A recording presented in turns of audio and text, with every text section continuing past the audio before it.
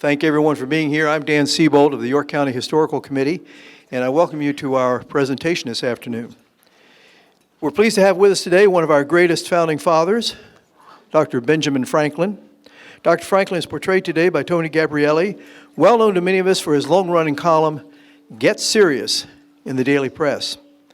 Tony's writing has won many awards from the National Society of Newspaper Columnists and the Virginia Press Association. In addition to being a retired newspaperman, Tony is an actor and history buff who has worked for several decades, both on stage and off, with local theater companies. He has been portraying his favorite founding father, Benjamin Franklin, since 2009. Tony is also a board member of the Contraband Historical Society of Hampton, for whom he sometimes portrays another historical character, General Benjamin Butler, famous for his slave-liberating contraband decision in 1861. Tony is a resident of York County.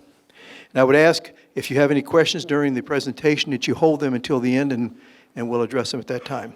So please give a warm Yorktown welcome to Dr. Benjamin Franklin.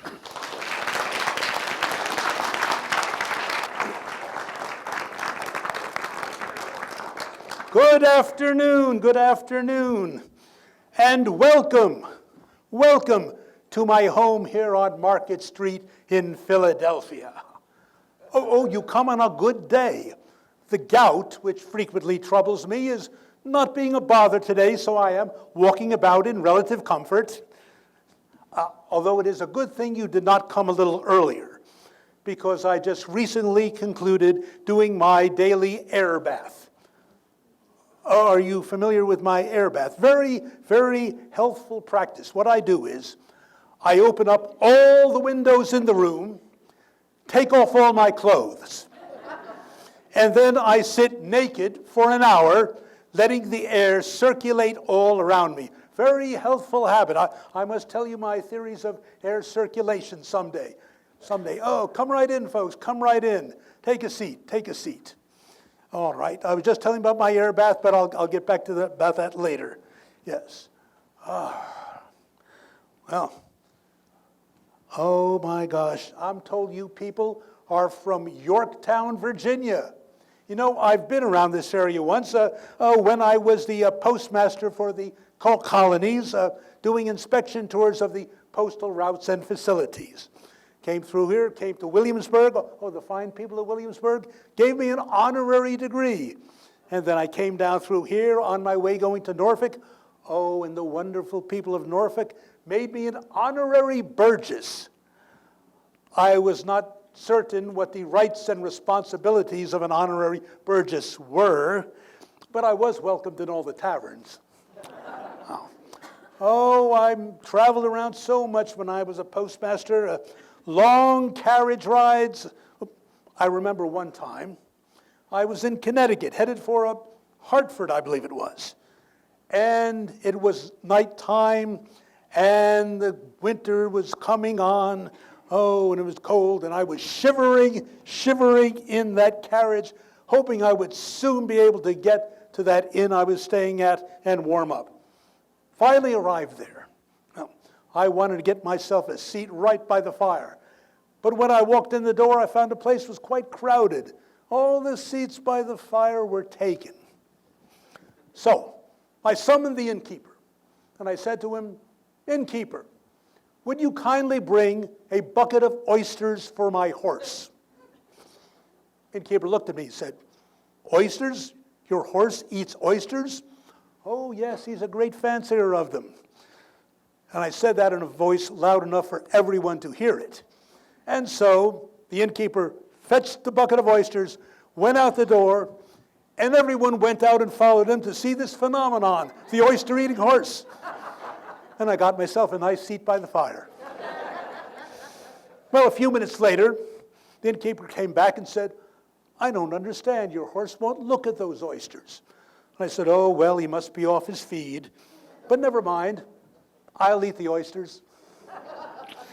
"How do you like my home here on Market Street? My fine new home." Oh, I started giving instructions to build it back around, 25 years ago, 25 years ago. And until I returned from Europe 2 years ago, I'd only lived in it for about a year and a half. That's how much I traveled. Oh, but it's a fine home now. Building a library with room for 4,000 books. Oh, I know what you're saying. Benjamin Franklin, you're more than 80 years old. How you got time to read all those books? But building is an amusement, and we tend to forget how old we are. Going to have a dining room that seats 24. Expect a lot of company. But my favorite place to meet people, going to be out in that garden, which I modeled after the fine gardens that I saw in France. Sit there under that beautiful mulberry tree and chat with my friends. Well, I need a large house. My daughter Sally and her husband, Mr. Bache, is living here with their 6 children. Oh, and dear Polly Stevenson, the daughter of my old landlady in London. She's a widow now, and she's going to come and live here too with her young son. What a change it is from the first time that I walked down Market Street as a 17-year-old runaway. Some of you probably suppose that I'd lived my entire life here in Philadelphia, but no. I was born in that other great American city of Boston. My father was Josiah Franklin. I was one of the children of his second wife, Abiah. My father had 17 children. Do any of you here have 16 siblings? I thought not. I was the youngest of 10 sons. Oh, my father, good man, very devout man. Oh, I remember those long graces he used to say over the meal every dinner time. Once, it was early December, and as you know, at that time, when winter's coming on, that is when you prepare your winter provisions. You butcher the hogs and put them in the casks salted down. So this time I said to him, Father, why don't you say grace over the whole cask now? It will save a lot of time later. But he was not amused. No. Since I was the youngest of his 10 sons, this devout father of mine said that as the tithe of his sons, he ought to give me to the church, that I should have a career in the clergy. And so I was sent to school, a rather unusual thing for boys of our class, the tradesman's class. But after 2 years, the tuition money ran low, and it appeared that I was really not cut out for a career in the church. So, had to find a career for me. First, my father put me into his business. He was a chandler. That is a maker of soap and candles. Now that sounds like a pleasant occupation, does it not? Well, I can tell you that, well, at least in those days, the principal ingredient used for that purpose was tallow, rendered animal fat. I begged him to find me another position. So eventually, I was apprenticed to my older brother, James, who was a printer. He had a print shop, and I enjoyed that very much because I had already become a voracious reader, and there was plenty to read in the print shop. But I did not only want to read, I also wanted to write. My brother published a newspaper, the New England Courant, one of the first newspapers in America. And I wanted to write for his paper, but he would not hear of it. The idea that his foolish younger brother would write for his great newspaper, not at all, not at all. So, here's what I did. I went home and I wrote in a disguised hand a series of essays. Come on in, madam, come on in. A series of essays, which I said were being written by a widowed woman out in the country named of Silence Dogood. And I took there in the middle of the night, and I slipped them under the print shop door. And the next morning, I had the satisfaction of hearing my brother and his friends read these essays and remarking about how witty they were and how they certainly would put them in the newspaper. Oh, Silence Dogood. She was quite a feisty character, always ready to stand up for her rights and the rights of other women. For example, here's one thing she wrote once. We women are abused and criticized for our folly and ignorance. Well, if it is true, it is entirely the fault of the men for denying us the advantages of education. If knowledge and understanding had been useless additions to the female sex, God Almighty would never have given them, for he made nothing useless. What has the woman done to be denied the privilege of being taught? Why did we not let her learn that she might have more wit? I thought you ladies would like that. But my brother discovered that I was Silence Dogood, and he was quite angry at the deception. Oh, he was my brother, but he didn't treat me as a brother. He was simply my master, and he was a stern master. Oh, he would beat me if he felt like it. So when I was 17 years old, I had had enough, and I decided to run away. I had heard there was a printer in New York who needed some assistance, and so I got on a ship, went down to New York, ran away from home. But I found out that that printer had already filled the job. But he said that he had a son in Philadelphia who also was a printer and needed an assistant. So I got on another boat over to Perth Amboy, New Jersey. My money was running low by then, and so I had to walk across New Jersey. Not an experience I recommend to any of you. But I did find on the Delaware River a boat that was going downriver, booked passage on it, and finally I did step off that boat in Penn's Landing in Philadelphia. Walked up Market Street. Now, imagine the sight that I was. 17 years old, alone, friendless, no job, not knowing anyone in the city. I was dirty and disheveled from my travels, my spare stockings and shirt hanging out of my pockets.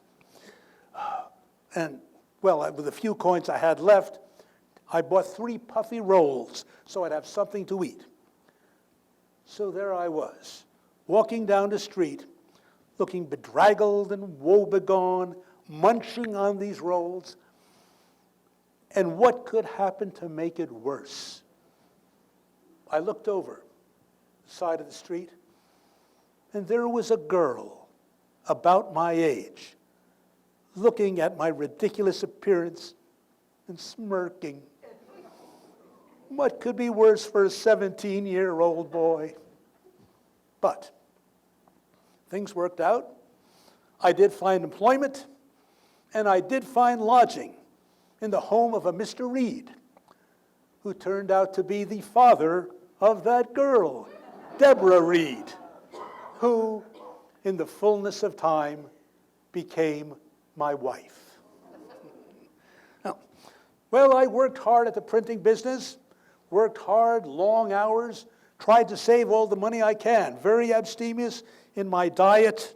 Oh, I was even a vegetarian for a while. I had read a book about vegetarianism, thought I'd try it. Although, as some vegetarians will be, I did become a little bit of a bore on the subject. Oh, I recall once I was on a ship heading back to New England to visit relatives. And on the ship, they were catching cod over the side, hauling them up for something to eat. Well, I lectured those people on how the taking of the cod was a sort of unprovoked murder against a creature that had never done us any injury. But the cod smelled so awfully good when it came out of the frying pan. And I remembered that when they were preparing the cod, cutting it up, there were these little smaller fish inside the cod's belly. So I said, well, Mr. Cod, if you eat other fish, I don't see why we mayn't eat you. And I dined very heartily on cod over that. What a wonderful thing it is to be a reasoning being, for it enables one to find a reason for whatever one wants to do. Well, I progressed in the printing business, got to the point where I was actually able to open my own shop, although still being very careful, very thrifty. Oh, in addition to being abstemious with my food, I also drank nothing but water at the time. I did not continue that through the rest of my life. In fact, later on in my life, I became rather fond of wine, especially Madeira wine. In fact, if you don't mind, I think I will indulge myself in a little bit right now.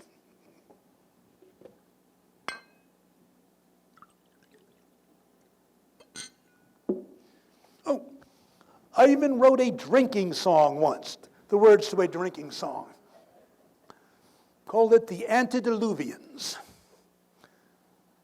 The antediluvians were all very sober, for they made no wine and they brewed no October. All wicked, foul livers, on mischief still thinking, for there can't be good living where there isn't good drinking.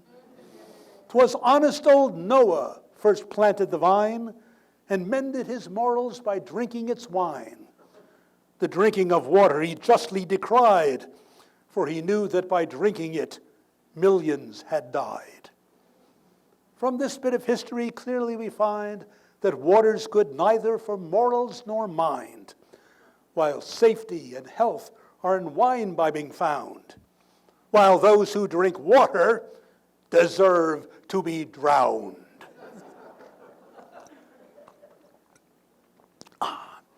Well, being a successful businessman, I was now in need of a wife, and I took Deborah to be my wife. She did give me some children. Oh, there was Sally, my daughter, who I think I mentioned earlier. And there was Francis, young Frankie. Died of the smallpox at age 4. Oh. I was a great advocate of inoculation, but I hadn't got him inoculated. He was ill, he was suffering from the flux, and I put it off, and he was gone. And to this day, I cannot think of him without a pang. And since it is common knowledge, I will not shrink from noting that, before my marriage, those hard-to-govern passions of youth frequently led me into intrigues with low women. And I did father another son, my son William, who I acknowledged as my own, brought him up, educated him, took him with me on my travels. But I'm afraid that story has a sad ending also. Well, printing business got better and better. I published a newspaper, the Pennsylvania Gazette, local news, news from around the colonies, international news, gossip, and to amuse the readers, a few items that I made up myself. Oh, and then there was my almanac, the one I put out under the name of Richard Saunders, Poor Richard's Almanac. Oh, that was a wonderful moneymaker. Every household needed to have an almanac. Although I suppose what people seem to remember most about it were the little sayings that I would insert here and there in spaces inside the almanac, which were fairly witty. I even got a little list of some of them here. I like to keep this around to remind myself of how clever I used to be. For example, some of Poor Richard's sayings. Fish and guests both stink after 3 days. Keep your eyes wide open before marriage, and half shut afterwards. He's a fool that makes his doctor his heir. Oh, do we have some doctors present? Hope not. Indeed. Search others for thy virtues, thyself for thy vices. Love your enemies, for they will tell you your faults. God works wonders now and then. Behold, a lawyer who's an honest man. Oh, I hope we don't have any lawyers. I do not wish to offend you kind people, please. All right. If you'd lose a troublesome visitor, lend him money. He that spills the rum loses that only, but he that drinks it loses both it and himself. And old boys have their playthings as well as young men's. The difference is only in the price. Well, I made such a good income from my printing business that by the time I was 42 years old, I no longer need to keep myself in business anymore. Passed on the business to other people, and I was able to devote the rest of my life to civic improvements and some experiments in natural philosophy, or as I'm told was called later, science. Actually, my civic improvements had begun quite a while earlier, back when I was still working in someone else's print shop as a young man. We formed a club, me and other clerks and artisans and young tradespeople, called it the Junto. And we would meet weekly to discuss the affairs of the world and what we could do to improve ourselves and improve our community. Of course, we were desperate to educate ourselves. We wanted books. So we would exchange our books with each other. Books were expensive, but we still didn't have very many of them. So I hit upon the idea, what if we solicited a lot of people to buy a membership in a library and use the money to buy many books? And then the people who were members could borrow those books.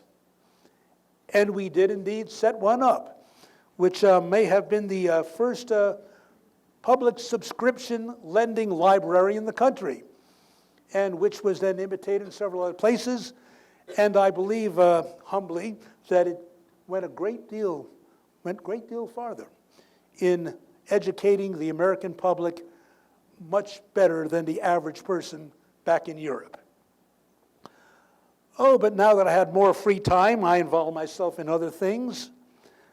I decided the place needed a school of higher education, and I helped found the Pennsylvania Academy, which later became a university, the University of Pennsylvania. I started up a fire company, and then, proceeding logically from that, did the next logical thing. Started a fire insurance company. And we decided that Philadelphia, my colleagues and I decided that it needed a hospital. We went to the Pennsylvania Assembly and said, we need 4,000 pounds to build a hospital. And they said, oh, we can't spend that much money. Forget it. So I thought, here's an idea. We will make a public appeal and decide to raise 2,000 pounds from the public. And if we do that, then will the Assembly give us 2,000 pounds? And that worked, so that we were able to match their grant. A new idea. But what really fascinated me, as I said, was my work in natural philosophy, which led me to a few inventions. For one thing, there was my Pennsylvania fireplace, which was a way to make fireplaces more efficient.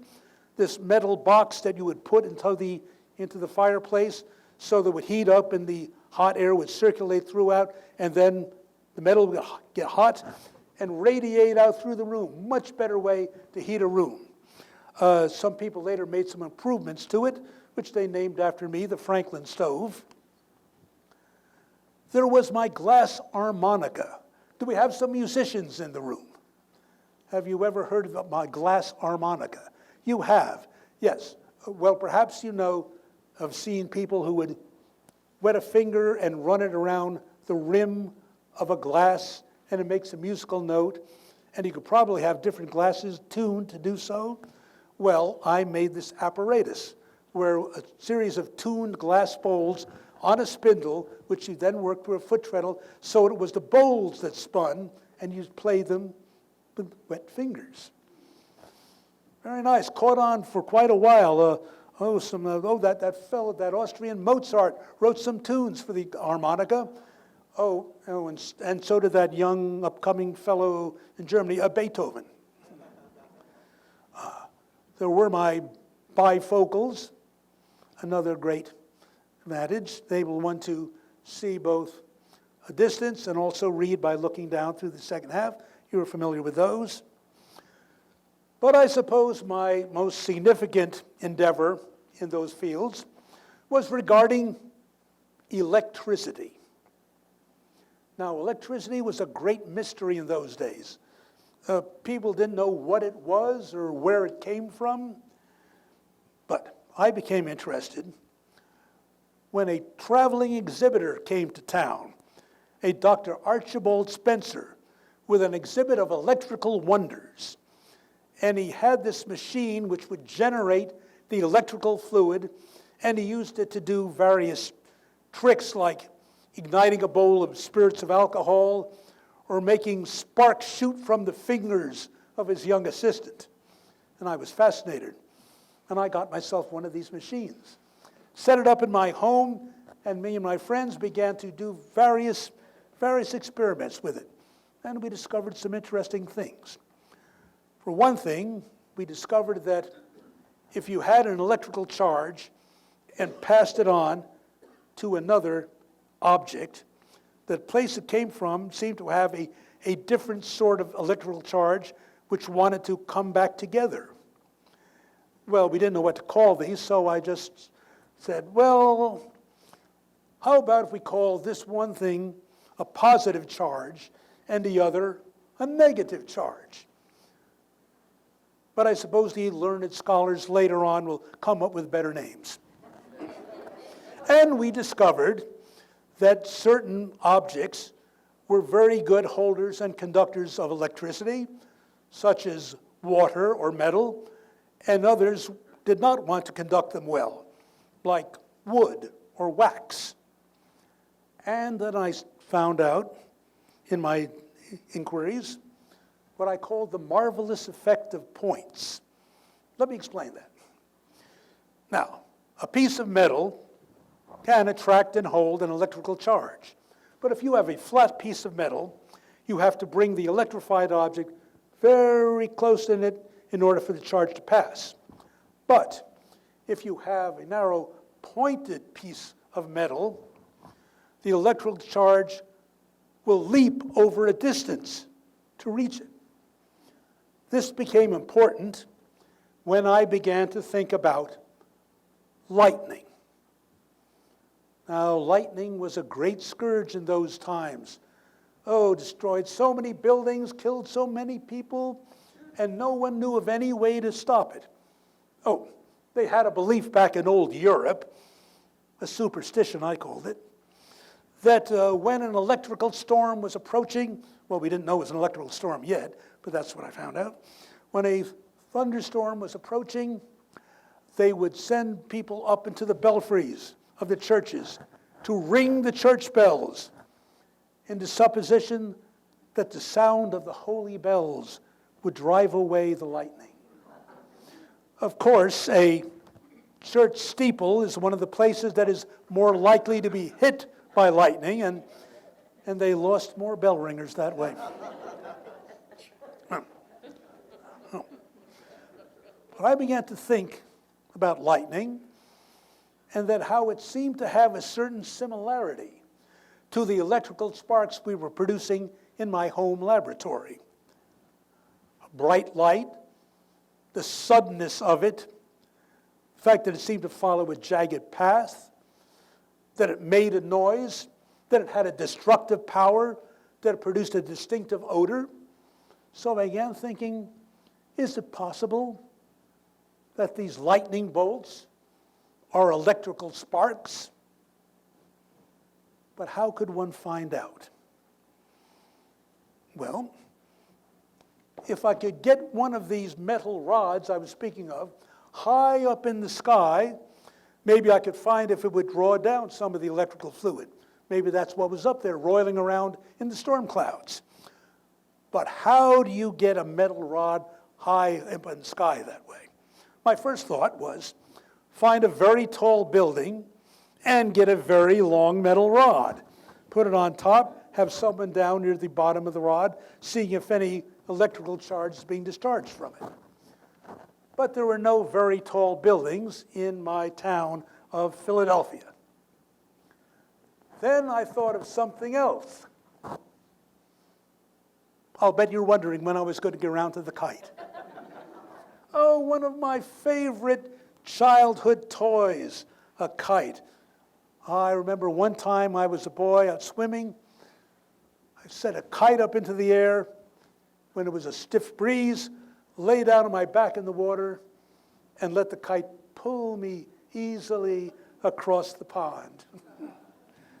So I said to myself, if you could attach the metal rod to a kite, and then, here's my kite, made out of silk. Every kite has to have a good tail, of course. And then, if you attached twine to the rod and made sure that the twine was well wetted so that the water in the twine would carry any kind of charge, and then, I tell you what, I could use an assistant.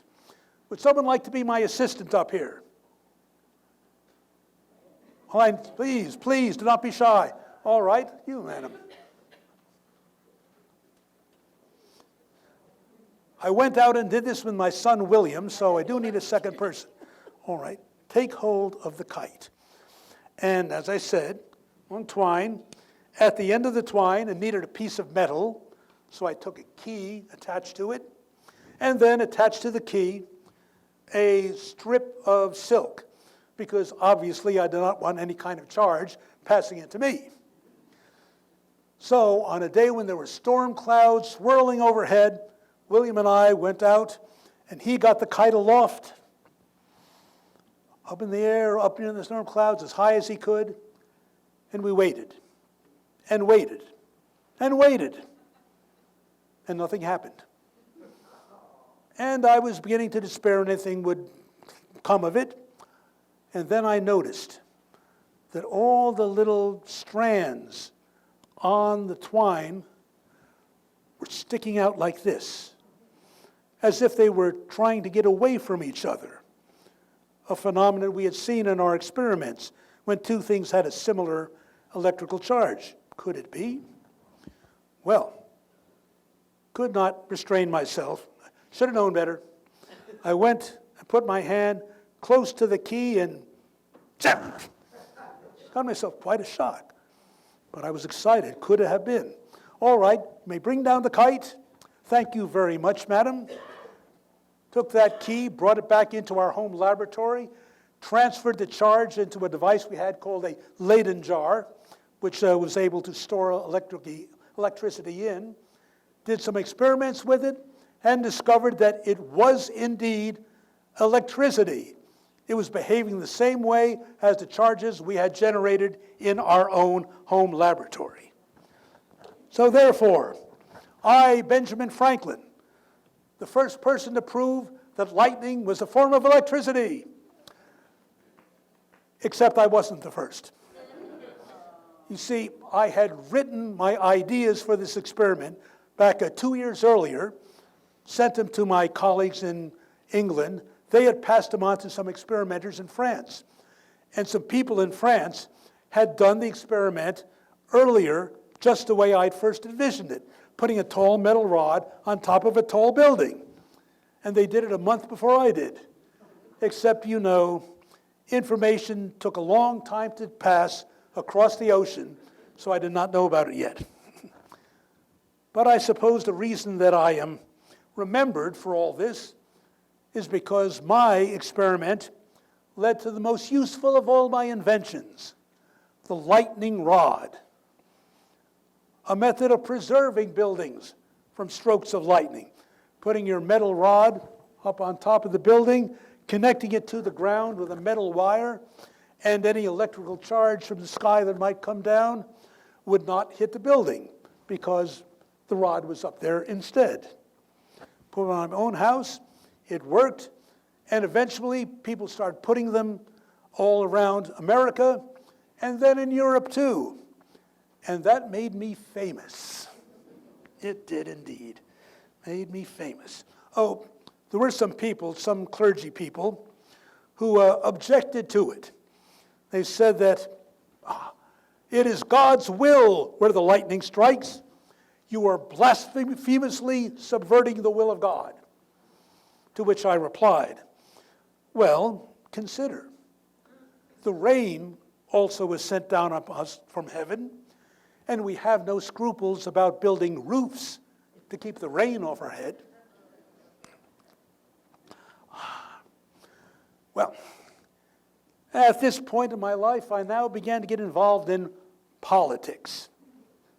I was appointed clerk of the Pennsylvania Assembly and then became an assembly member myself. And eventually, the assembly appointed me as its representative to represent them to the government in Britain, to the Parliament in London. Well, this was about the time that our troubles with the mother country had begun. Because first they started taxing us on various subjects. Taxing us and this and that, which we objected to because it is one of the principles, one of the basic principles of English common law, that the people can only be taxed by their own representatives. And we had no representatives in Parliament. They would not give us any. And it wasn't only that. They were stifling our manufacturers. All they wanted us Americans to do was provide raw materials for their factories back in Britain. They didn't want us making anything for ourselves, just buying from them. Well, I tried to explain to the people over there in London that this was the wrong approach. The British Empire, I said, is the greatest empire on the face of the earth. I loved the British Empire at that time. And a strong America, I told them, will only make it greater. Here in America, our population is doubling every 20 years. In 50 years, there will be as many people in British America as there are in Britain. We won't be competing with your manufacturers. We'll be making things for ourselves. We'll just make the empire stronger. But they would not listen.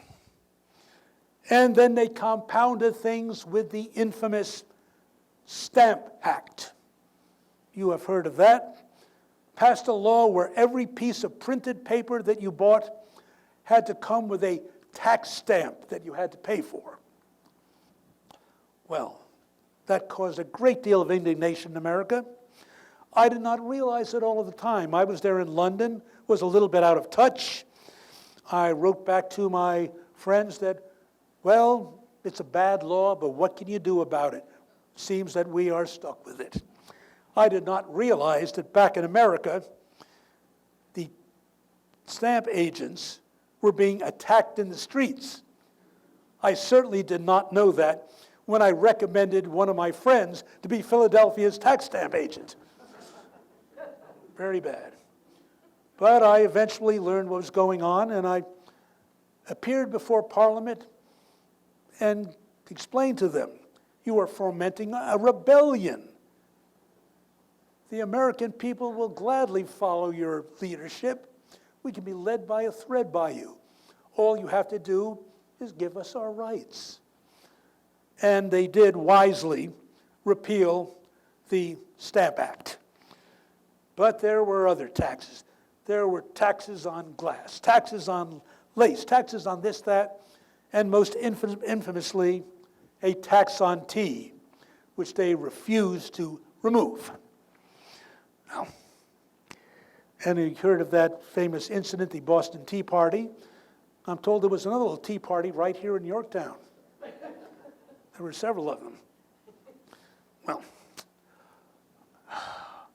what was I to do about that? People in the government in Britain, in London, were furious. And since I was the person there on the spot advocating for the Americans, they began to turn their anger on me. And then I made another blunder. Well, the royal governor of Massachusetts, he had written some letters to the officials back in London saying the way to handle all this unrest would need to be a curtailment, a suppression of what he called the so-called English rights. I said, well, if my friends back in America know this, well, they could argue that Parliament is getting bad advice and maybe there will be an avenue toward reconciliation. So I acquired the letters, sent them back. But my friends there in America published the letters, and there was a great scandal. And eventually I had to acknowledge that I was the person who had leaked the letters. And I was hauled before the Privy Council in a room in Whitehall called the Cockpit, because back during Tudor times, apparently they had cockpits take place there. And there I was, standing alone in that space, the gallery around me, ringed by all these nobles to watch the spectacle, while I was berated for a solid hour by the Britain Solicitor General, Alexander Wedderburn, who called me a scoundrel, a man of no honor. Oh, he loved his sarcasm. He said, after you, Mr. Franklin, it will no longer be a compliment to be called a man of letters. Went on for an entire hour. What did I do? I stood there, motionless, my face a blank mask. And when it was over and I was asked if I had anything to say, my attorney stepped forward and said that I had nothing to say. And I turned around and walked out. And the next day, I was stripped of my job as colonial postmaster. What made me think I could talk sense to these blockheads? I was not an enemy of the crown when I walked into that room, but I was when I walked out. I was now convinced that we could never make Britain see reason, that the only course for America would have to be independence. So I made plans to go home. Should have gone home earlier. Indeed, I should have. Received a letter from my son, William, telling me that my wife, Deborah, had died in December of 1774. And he wished that I had been there to see her one more time after my long absence of many years. And then indeed he added that he suspected that one of the reasons for her death was her despondency and despair and loneliness over my long absence from her. And he may have been right. So, back to Philadelphia I came, where I was shortly thereupon made a member of the Second Continental Congress, and eventually was put on the committee for drafting a declaration stating our reasons for independence. Now, most of the writing was done by my brilliant young colleague, Thomas Jefferson, but I did make a few editing changes. I'll just tell you about one. Now, Mr. Jefferson had written in his draft, we hold these truths to be we hold these truths, he wrote, to be sacred and undeniable, that all men are created equal.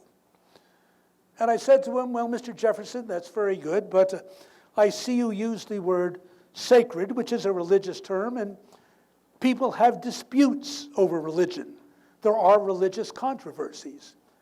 It might be better to have a term that states there can be no possible dispute over it. So I suggested that it become, we hold these truths to be self-evident. And that is how it appeared in the final version.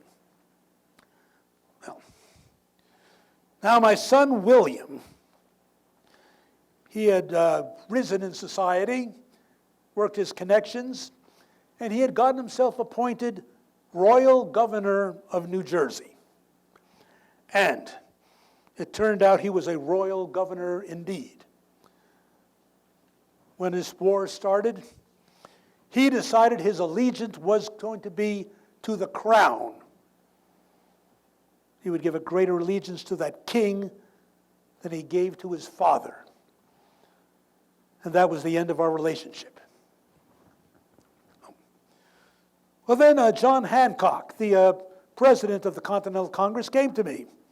And he said, Dr. Franklin, I was now addressed as Dr. Franklin, because the University of St. Andrew in Scotland had given me an honorary degree. Dr. Franklin, he said, we are going to need your help in this war. I said to him, Mr. Hancock, I'm 70 years old. I can't go out in the field and be a soldier.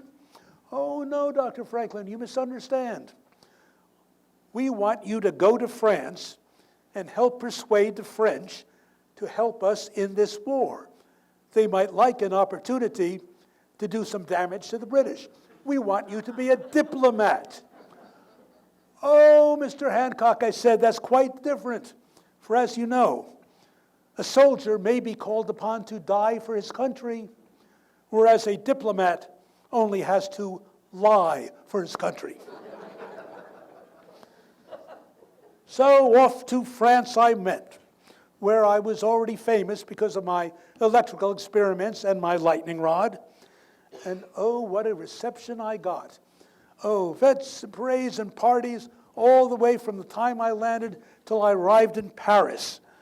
Oh, the French, they are the most civilized people on the face of the earth. Oh, let me tell you something about how they behave. If you are a stranger who comes into their midst, they inquire about what it is you like. And if they hear that, for example, you like mutton, then you will be served mutton every place you go to dinner. Well, someone gave it out that I enjoyed the company of ladies. So, everywhere I went, the gentlemen would present their wives, or the wives would present themselves to me, to be embraced by me and kissed upon the neck. Oh, that was the custom, for you see, to kiss the lips in public was considered rude, and you did not kiss them on the cheek, for you might disarrange their elaborate makeup. Oh, heavens, such a to-do it was. Oh, people were printing my portrait, pictures of me all over. I wrote to my daughter Sally back home that in France my face was as well known as that of the man in the moon. Sometimes I did go a little too far. Oh, I've heard that the king, Louis XVI, well, he had a countess who was his favorite, and I'm told that one day this countess was boring him with her continuous praise of the great Dr. Franklin. And so he gave her a present in return. It was a chamber pot with my portrait embossed on the bottom. Oh, but the diplomatic work did proceed, and we made some headway, even though I did have the assistance of John Adams. John Adams. Oh, The man, well, I do not really want to criticize the man. He meant well for his country. He was always an honest man, and sometimes a wise one. But sometimes, and in some things, he was absolutely out of his senses. Never understood the French. Never understood the finesse, the delicacy you needed working with him. He was more of a bang the table, let's get down to brass tacks person. And I was told that he criticized me over it. Told that he wrote back to his friends, Dr. Franklin leads a life of continual dissipation. He's up late in the morning while I'm already hard at work. And then he has a stream of visitors come to meet and touch the illustrious doctor. And then he is off to a luncheon. And after the luncheon, he's off to a dinner. And then he is off to a salon. Does not get home until nearly midnight. And then the next day it starts all over again. What Adams did not understand was that was how you got work done in the French court. That was where you got your business done. That is where you forged your alliances, in these dinners and in these salons. And the proof of the pudding, I suppose, is that it succeeded. We were able to get the Comte de Vergennes, the French foreign minister, to persuade the king to give us loans, which we badly needed, and with the help of some victories back home, finally actual military support, without which we would never been able to win that war with the British, or at least had a very difficult time of it.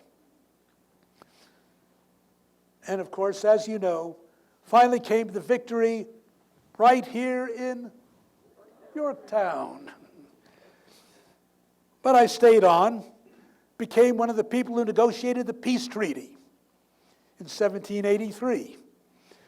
And actually stayed a little while after that. Oh, saw a wonderful thing before I left. I saw the first time people ascended into the air. This fellow, the Montgolfier brothers, built this large balloon put a heated fire underneath it, which warmed the air inside the balloon. And as you know, warm air expands, makes it thinner, which means it's lighter than the surrounding air, so it will raise up in the air. And under this balloon was a large basket, and two brave gentlemen in the basket as it lifted up into the air off of the Champ de Mars, going over the Seine. An amazing sight. Oh, there was a man in the crowd next to me watching, and he said, "This balloon, what is the earthly use of it?" And I said to him, "What is the use of a newborn baby? We may not see it now, but who knows what it can accomplish in the future." Well, finally it was time for me to head home, back to Philadelphia, and the public immediately seized upon me again. I became a delegate to the Constitutional Convention, trying to come up with a new way to strengthen our central government, which was not faring too well. All those people, I understand we've come to be called the Founding Fathers, which I think makes some people think we were just this happy band of brothers. Not entirely.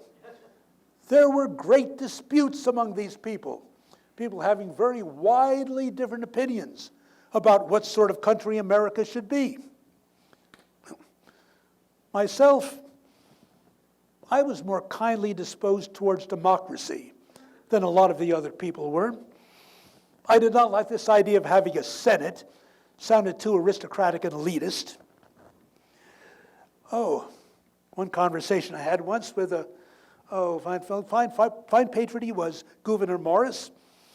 And he said to me, "There is no point in giving votes to the poor. They will only sell their votes to the rich." And I replied to him, "Well recalled, sir, that it was not the poor who gave fancy dress balls for the British officers who were occupying Philadelphia. And it was not the rich who froze with General Washington at Valley Forge." But we did eventually come up with that document, And in the last speech I prepared as we were preparing to vote, I urged that convention, please, make it a unanimous vote so that the country will have confidence. I know there are things you may find wrong with it. There are things I find wrong in it too. But the older I get, the more apt I am to doubt a little bit of my own judgment and respect a little bit more the opinions of others. So I ask you to take that spirit. Do not be like the woman I once heard of who said, I don't know how it could possibly be, but I am the only person I ever meet who is always right. I said, accept this document with its faults, if faults there are, because it may well be the best document that we can possibly come up with now. And maybe it is better than we think. And so it happened. Well,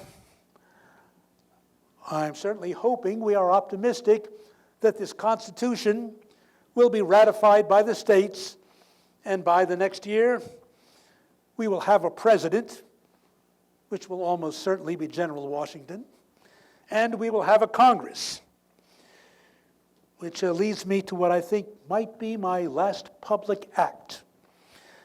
And that is regarding grappling with the one great dilemma in this country, which we have not yet solved, the dilemma of slavery. Now, I was born way back in 1706 when slavery was legal in all the British colonies, and I confess that I absorbed the prejudices of that time, and indeed, earlier in my life, I and my family did indeed possess 2 enslaved men. But I was at least capable of reevaluating my beliefs. One thing in particular I remember, as part of my civic responsibilities in Philadelphia, I did an inspection of the school that had been established for educating the children of free blacks.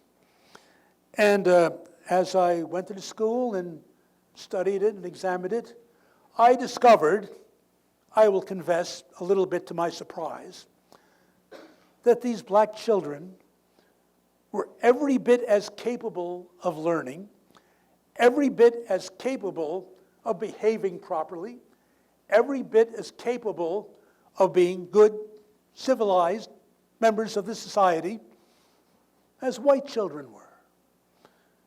And I began to reevaluate my thinking. And by the 1770s, I was writing against the institution of slavery. And now, in my old age, I have asked to take the presidency of the Pennsylvania Society for the Promotion of the Abolition of Slavery. And we are preparing a petition to present to this new United States Congress, asking them to adopt a system of eventual abolition, saying that we now pride ourselves to be a country of freedom and liberty, that freedom and liberty should apply to all who reside here without distinction of race. And, well, perhaps I'll just read a little bit of the final portion. We earnestly entreat your serious attention to the subject of slavery, that you will be pleased to countenance the restoration of liberty to those unhappy men who alone in this land of freedom are degraded into perpetual bondage, and who amidst the general joy of surrounding freemen are groaning in servile subjection, that you will devise means for removing this inconsistency from the character of the American people, that you will promote mercy and justice toward this distressed race, and that you will step to the very verge of the powers vested in you for discouraging every species of traffic in the persons of our fellow men. Although I do confess some pessimism that the Southern congressmen, at least, will disdain our petition, and that this sad issue will remain unresolved until who knows when. Well, I am an old man now, and I imagine that before long I will be joining my wife Deborah in the churchyard. Oh, I'll just have a simple slab with my name on it. Although I did, when I was younger, write an epitaph for myself. I won't use it, but I think it's a nice piece of writing. It said, "The body of B. Franklin Printer, like the contents, the covers of an old book, its contents turned out and stripped of its lettersing and gilding, lies here, food for worms. But the work shall not be wholly lost, for it shall, as he believed, appear once more in a new, more perfect edition, corrected and amended by the author." Ladies and gentlemen, I thank you for your attention.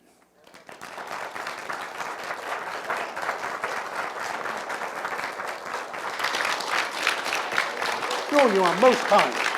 Most kind. Thank you. Thank you, Dr. Franklin. If you have a question for Dr. Franklin, I will bring the microphone to you. We use a microphone so we're able to record any questions and answers. Questions? Raise your hand and I'll bring the microphone to you. Well, I know he was complete, but come on, there must be at least one. Yes, sir. Yes, in your diplomatic chapter of your life in Paris, you were there also with Thomas Jefferson, and I was wondering if he was helpful for you in your diplomatic successes there. Well, actually, not with Thomas Jefferson. Thomas Jefferson came after me. I was the principal ambassador there, and he was the next one following. Oh, but I'm glad you brought it up, because Mr. Jefferson paid me the nicest compliment when he arrived there in Paris. One of the French officials asked him, "Oh, are you here to replace Dr. Franklin?" And bless his heart, he said, "No one can replace Dr. Franklin. I merely succeed him." Yes.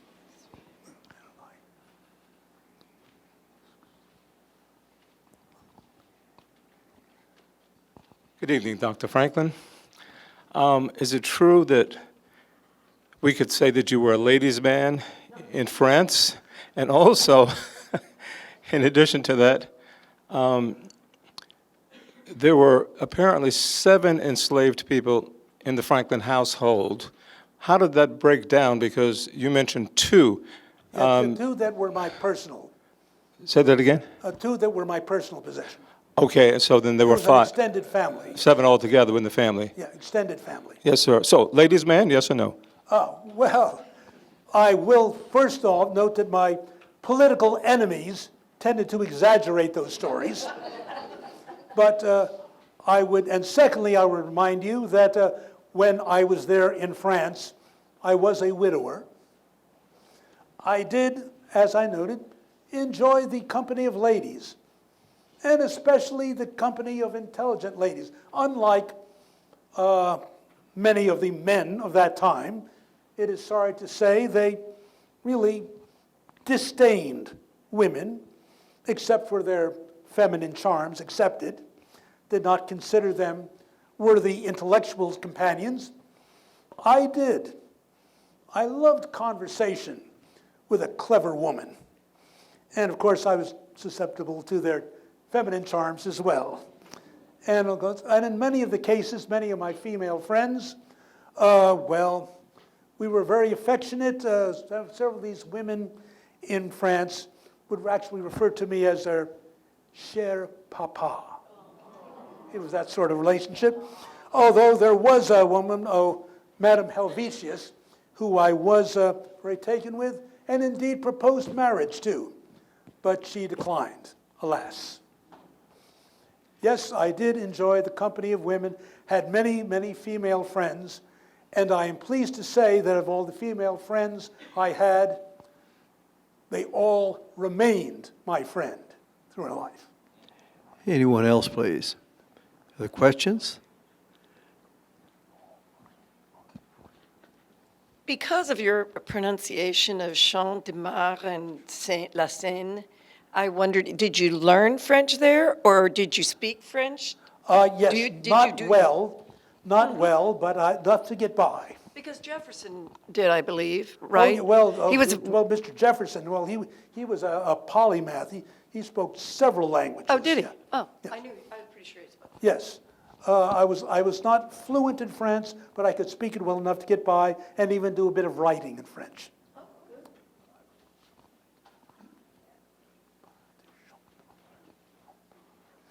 Would you speak to your association with the American Philosophical Society? Oh, yes, that was one of the, I mentioned some of the other things that I had started, like the hospital and the school and so on and so forth, and the fire department. You're right, I omitted that one, the American Philosophical Society, because I was interested in the advancement of knowledge, and so were several of my friends and colleagues.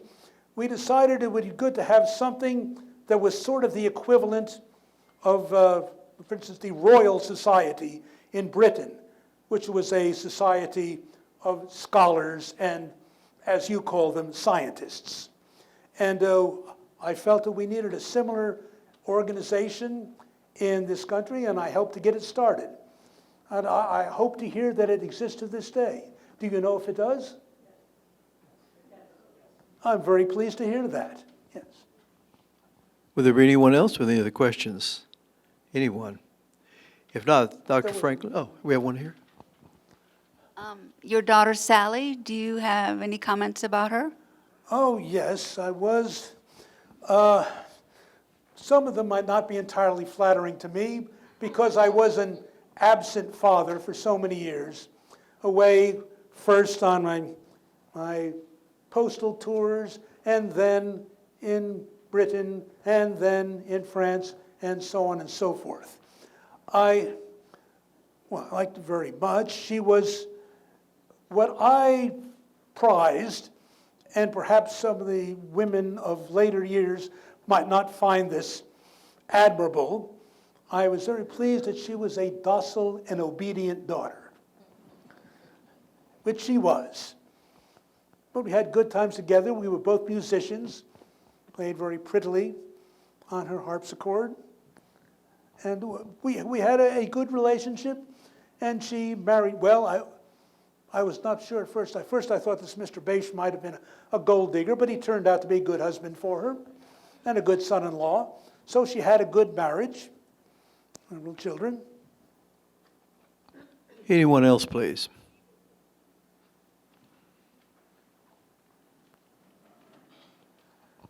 There's generally attributed to the 7 founding fathers, of which you were one. Out of those 7, like John Jay, Hamilton, Washington, et cetera, any in particular that you felt closer to than others? Well, I was rather close with Mr. Jefferson. We did not spend a great deal of time together, but of course I admired him greatly for all of his accomplishments, and he was kind enough to admire me. I would say probably we had the closest relationship, although, Gordon, you have to remember that there was also the question of age. How much older I was than all of these others. No. General Washington was a little closer to my age, but still much younger.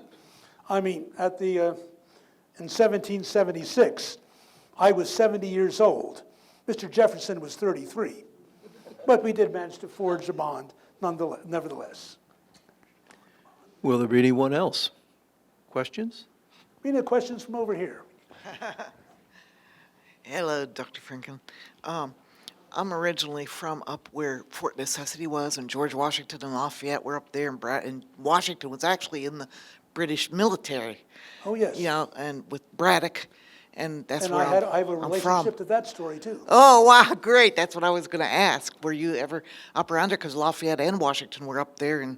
And then I heard that Washington, he was a British Army guy, and he wanted promoted, and they wouldn't promote him because he was a colonial.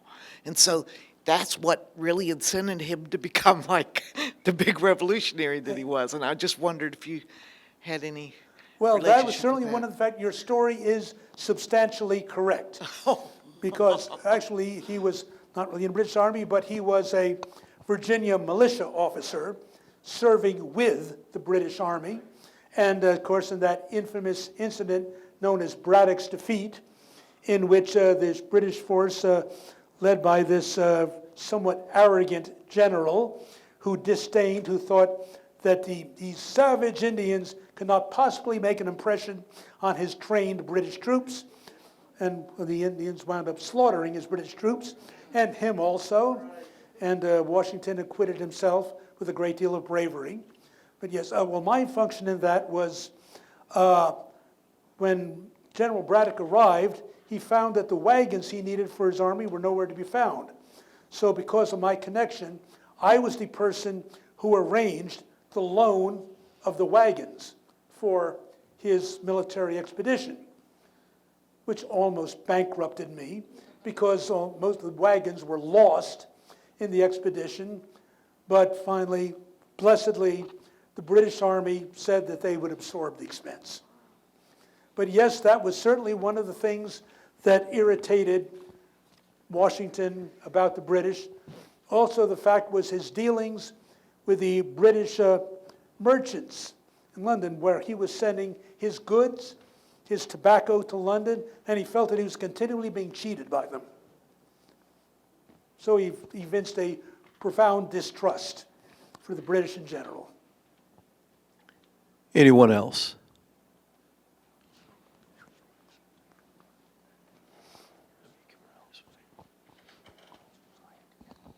The Pennsylvania Hospital on Spruce Street is the one you founded? Well, I don't know where it might be at this time, but it was indeed the very first hospital in Pennsylvania, in Philadelphia. In Philadelphia. So if that is the oldest one, then the answer would be yes. My granddaughter was born there on March 27th. Wonderful. And my son, who is a doctor, he works at UPenn, sits within walking Yes, distance which to is his what the house. Pennsylvania Academy eventually became. Yes, very nice hospital. Anyone else? If not, Dr. Franklin, thank you again, sir. Thank you for having Coming me. forward to us. Indeed.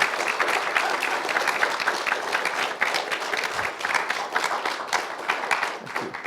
This brings a conclusion to our program. On behalf of York County Historical Committee, I thank you all for attending today, and thank the weathermen for giving us some fine weather. But I do have some quick announcements. Dr. Franklin will be downstairs signing some of Tony Gabriele's books.